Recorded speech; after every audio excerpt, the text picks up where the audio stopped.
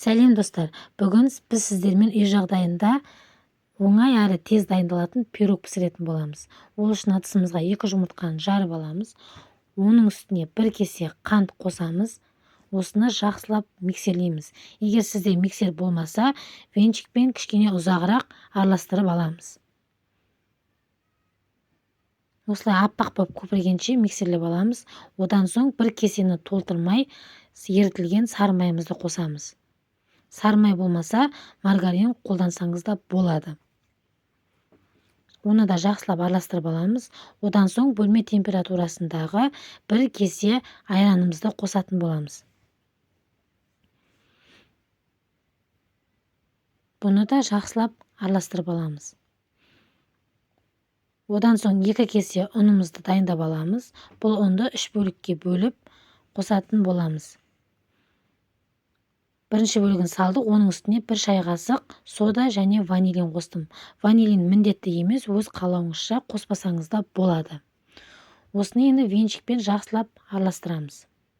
Байқасаңыздар, бұл жерде мен ешқандай таразыны қолданып жатқан жоқпын. Барлығы сол 1 кесенің мөлшерімен салып жатырмын. Міне оның 2-ші бөлігін салдық, оны да жақсылап араластырамыз. Видео сіздерге ұнап жатқан болса, менің каналыма тіркеліп, видеоға лайк басуды ұмытпаңыздар. Міне оның 3-ші бөлігін қосып, барлығын жақсылап араластырамыз. Дәл видеодағыдай біздің қамырымыз қою болу қажет. Енді табамызды дайындаймыз. Менде осындай мөлшерлегіш бар, яғни мен диаметрін 23 сантиметрге келтіріп алдым. Одан соң осылай фольга қағазын астына төсеп, формамды қойып, жан-жағын осылай видеодағыдай бекітіп шықтым. Сіздерде егер 23-24 сантиметрлік таба болатын болса, соны пайдалана беріңіздер. Және ішін жиектерін сұйық маймен жақсылап майлап шығамыз. Енді қамырымызды ішіне саламыз.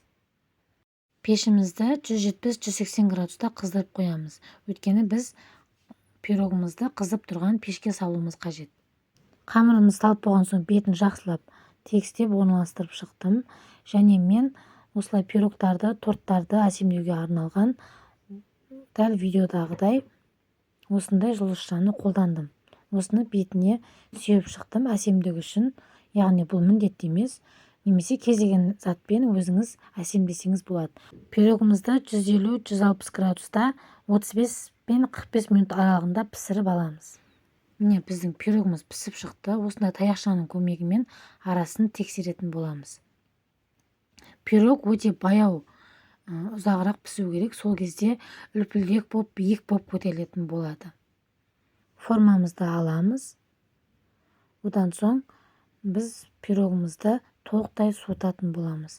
Біздің пирогымыз биік болып көтеріліп, бетіндегі жұлдызшалары да әдемі көрініп, қызарып пісті.